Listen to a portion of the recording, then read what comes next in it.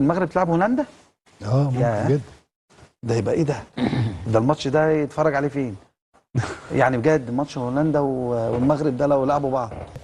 المغرب بقى أو متصدر الستة. يا نهار ابيض، يا نهار ابيض. بص المغرب راحه فين؟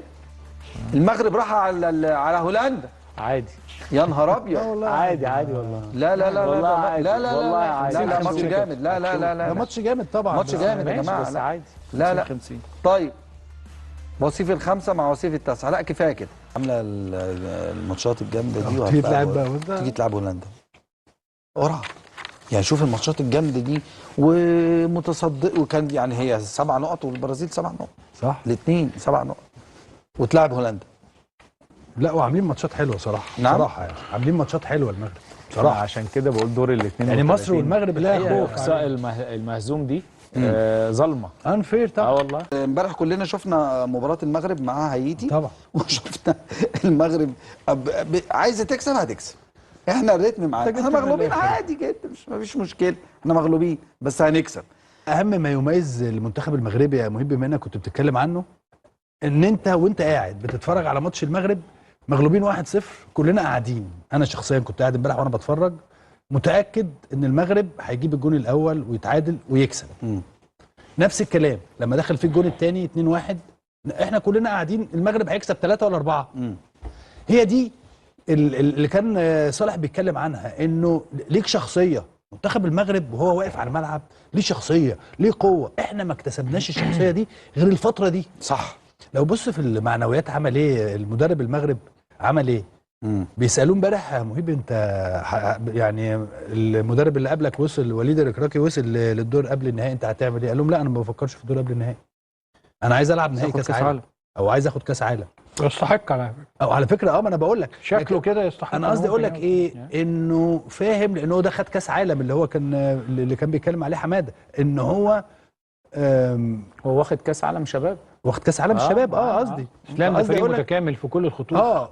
وعملوا ايه؟ طلعوه اتفضل. فهو فكره انا عايز اخد كاس عالم. بص بيفكر فين.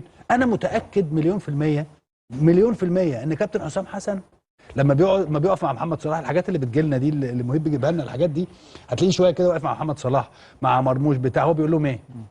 عايزين نوصل النهائي، عايزين نوصل قبل النهائي. دي بس ثقه طبعا يعني. بس اللي هو ثقه اللي هو بيكسب هي دي الفكره اللي انا بتكلم فيها. زي ما انت بتتكلم على واحد لسه كسبان اول فوز تاريخي ليه بالنسبه له كاس العالم، وواحد طلع رابع في النسخه الاخيره. فمن حق الراجل اللي طلع رابع ده يبقى سيمي فاينل على الاقل، وكان هيوصل سيمي فاينل وكان هيلعب النهائي على فكره، لولا ماتش متهيألي كرواتيا. هو بيبني على يعني اخر حاجه، بيبني على ما حدث وتغير. بس عايز اقول لك حاجه اسلام، هم المره دي برضو شكل تاني خالص. لا بصراحه انا شايف يا كابتن ان هم انا ما اعرفش الفرقه دي اسمها ايه بصراحه، اللي بتفرج عليها اسمها المغرب دي جايه منين؟ دي عامله زي كاروسا ده اللي احنا بنتفرج عليه، احنا ما كناش نعرف هويته. دي فرقه جديده بالنسبه لي. انا بشوف تحركات تستطيع المنافسه، بس عشان ما حدش ياخد كلامك غلط. لا تستطيع المنافسه بشكل لابعد نقطه. صحيح. واحنا متشرفين بالحكايه. هو محمد وهبي المدير الفني بتاعهم يا كابتن، انا يعني اتعاملت معاه في كاس العالم الشباب اللي فات دوت في تشيلي. كان على طول دارس في بلجيكا، متقدم جدا يا اسلام، فكره عالي جدا جدا جدا، تكتيك على اعلى مستوى. انت ما تبص على منتخب المغرب في البطوله دي بيلعب كره مختلفه عن الركراك اللي كان بيلعبها خالص. لا ده بيلعب منتخب كبير، منتخب كبير، كره فعل مش رد فعل. طيب لكن المغرب عنده لعيبه كتيره محترفه، عندها خبرات، عندها يعني مجموعه تقدري تجيبي اي 11 لاعب هيلعبوا هيأدوا كويس. وبعدين هايتي برضو يعني لسه او تاني مره توصل كاس عالم، عندهم خبرات قليله. هم بيلعبوا بحماس وفي الاول وبقوه. ده ليه؟ لان المغرب ادت لهم الاريحيه في ده. يعني ما عملوش حساب او ما احترموش المنتخب بتاع هايتي. عشان كده حصل اللي حصل، وبعد كده تداركوا الموقف هم كلاعبين نفسهم. يعني مش هنقول التغييرات هي اللي عملت او كده، لا اللعيبه تداركت الموقف. يعني هم اتعادلوا، ويعني حظهم السيء ان الجول اللي هو الثاني بتاع هايتي جه بعد التعادل مباشره. فرجعوا تاني كافحوا، جابوا اتعادلوا 2-2. وبعدين الشوط الثاني الوضع اتغير بقى، واللعيبه اعتقد ان هم راجعوا نفسهم وبداوا يحسوا ان في خطوره، وبداوا يحسوا ان فرقه هايتي فرقه كويسه في ثلث ساعه ويخلص المباراه. وكانوا يخلصوا كتير لو هم حاطين في دماغهم من بدري ان فرقه هايتي هتنزل بالقوه والشراسه دي، كانوا اتعاملوا معاها بشكل افضل، وكانت النتيجه ممكن توصل ل7 أو 8. يعني انت منتخب المغرب، انا عندي ثقه في منتخب المغرب ان هو يوصل لابعد مسافه، يعني ممكن يوصل للمربع الذهبي. البرازيل يعني متصدره المجموعه، بتليها المغرب ثم اسكتلندا ثم هايتي. فدي ده موقف المجموعه. ما هو 7 و7 يعني هو الفرق بس في فرق الاهداف يعني. لكن بما انك ذكرت النقطه بتاعه استرداد الكره، اعتقد ان النقطه دي كانت هي يعني المشكله الكبيره اللي واجهت المغرب، خاصه في الشوط الاول النهارده الفجر قدام هايتي وهم بيلعبوا يعني، وكانت النتيجه 2-2 وكان في صعوبه للرجوع للمباراه بالنسبه لهم، الا انه محمد وهبي المدير الفني عمل 4 تغييرات كانت كفيله بتغيير نتيجه المباراه لصالحهم. لا هو بص انا هقول لك على حاجه.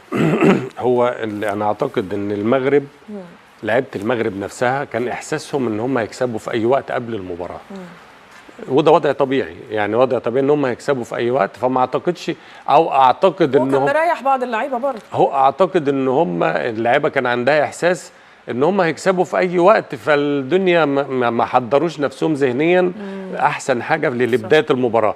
وخاصه ان فرقه هايتي بدات المباراه بشكل قوي، وبعدين هم كده كانوا خارجين، فهم كانوا بيلعبوا زي مباراه ايه يعني مثلا ايه بودع المونديال بشكل كويس.